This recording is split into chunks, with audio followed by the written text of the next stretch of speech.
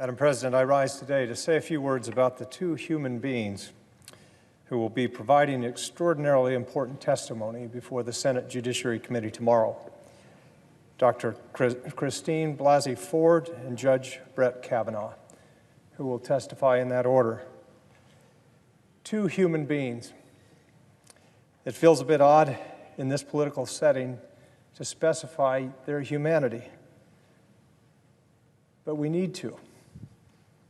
And I admit it feels strange to have to do that, but we in this political culture and in this city and in this building, even in this chamber, we seem to sometimes forget that before this woman and this man are anything else, they are human beings. We sometimes seem intent on stripping people of their humanity so that we might more easily denigrate or defame them or put them through the grinder that our politics requires. We seem sometimes even to enjoy it. For the past 2 weeks, we've certainly seen that happen to both of these human beings.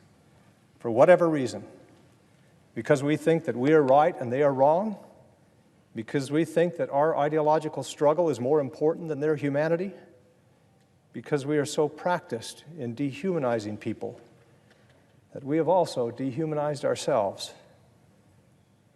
Whatever else they are or have become to us, whatever grotesque caricature we have made of them or ourselves, before we are Democrats or Republicans, before we are even Americans, we are human beings. As President Kennedy said, we all breathe the same air. We all cherish our children's future. We are all mortal.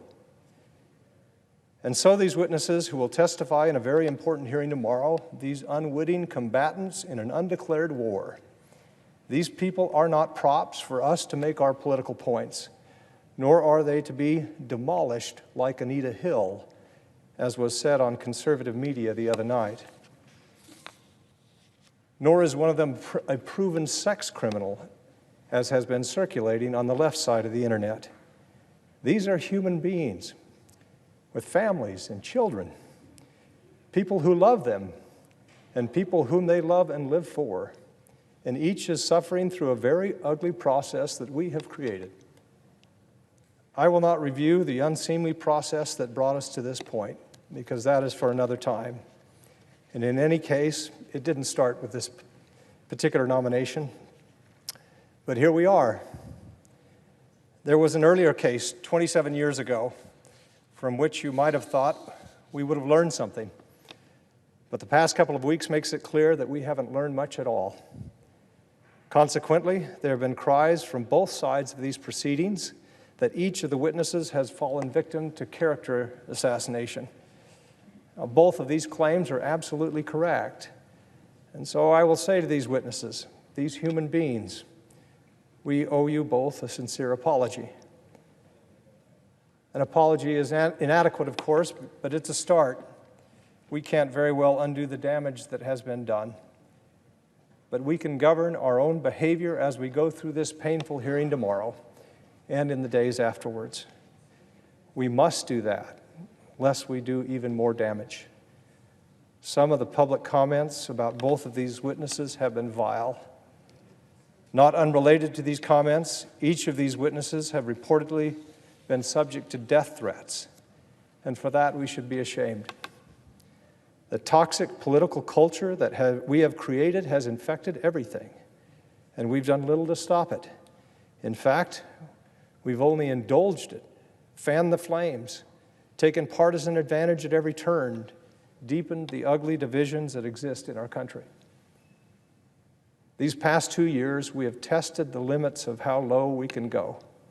And my colleagues, I say to you that winning at all costs is too high a cost. We cannot have a human rather than a political response, if we cannot have a human rather than a political response to these witnesses, if we are heedless to the capacity that we have to do real and lasting damage, then we shouldn't be here. When Dr. Ford came forward, I felt strongly that her voice needed to be heard. That's why I informed Chairman Grassley that the Judiciary Committee could not and should not proceed to a vote until she had the opportunity to make her voice heard, until such time as her claims were fully aired and carefully considered, and her credibility gauged. This is a lifetime appointment, and this is said to be a deliberative body. In the interest of due diligence and fairness, it seemed to me to be the only thing to do. Not everyone felt this way. One man somewhere in the country called my office in Arizona and left a message saying that he was tired of me interrupting my president. And for that offense of allowing Dr. Ford to be heard, for this offense, me and my family would be taken out. I mention this with reluctance, but only to say that we have lit a match, my colleagues. The question is, do we appreciate how close the powder keg is? Now, tomorrow we will have a hearing. Many members of this body from both parties have already made up their minds on the record in advance of the hearing. They will presumably hear what they want to hear and disregard the rest. One is tempted to ask, why even bother having a hearing? I do not know how I will assess the credibility of these witnesses, these human beings, on the grave matters that will be testified to, because I've not yet heard a word of their testimony. And because I am not psychic, I am not gifted with clairvoyance.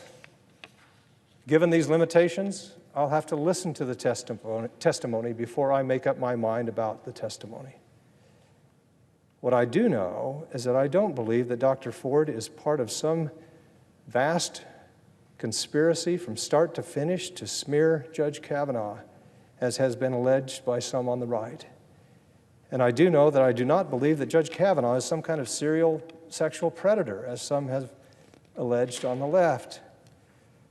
I must also say that separate and apart from this nomination and the facts that pertain to it, I do not believe that the claim of sexual assault is invalid because a 15-year-old girl didn't promptly report the assault to authorities, as the President of the United States said just 2 days ago.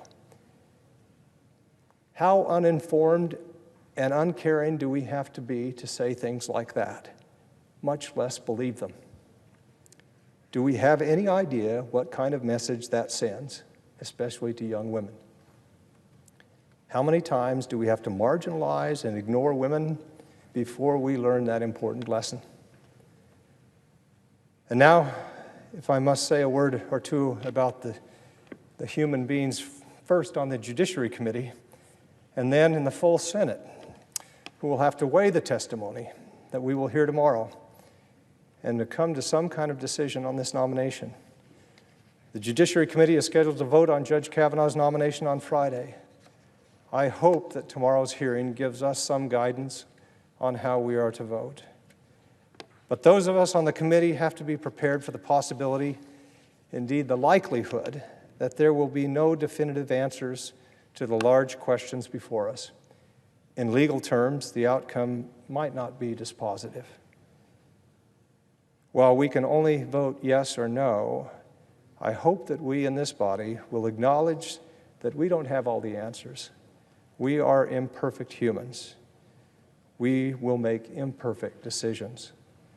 This monumental decision will no doubt fit that description. Up or down, yes or no, however this vote goes, I'm confident in saying that it will forever be steeped in doubt. This doubt is the only thing of which I am confident about this process. I say to all of my colleagues, for this process to be a process, we have to have open minds. We must listen. We must do our best, seek the truth in good faith. That is our only duty. Thank you, Madam President. I yield the floor.